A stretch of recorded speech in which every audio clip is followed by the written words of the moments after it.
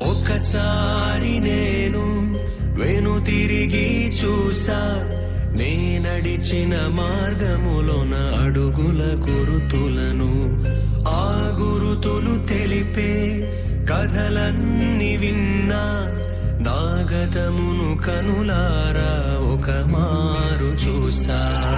ఎన్నో దీవెనలు, ఆశ్చర్య కార్యములు, ఎన్నో అనుభూతులు, ఆనంద స్మృతులు, నన్ను కన్న తల్లిదండ్రుల ప్రేమ అనురాగం, నాతో బొట్టును నాలో నింపిన వాత్సల్యం, సుమధుర అనుభవము వర్ణాలమయము, నా భాగస్వామితో పయనించే సమయము.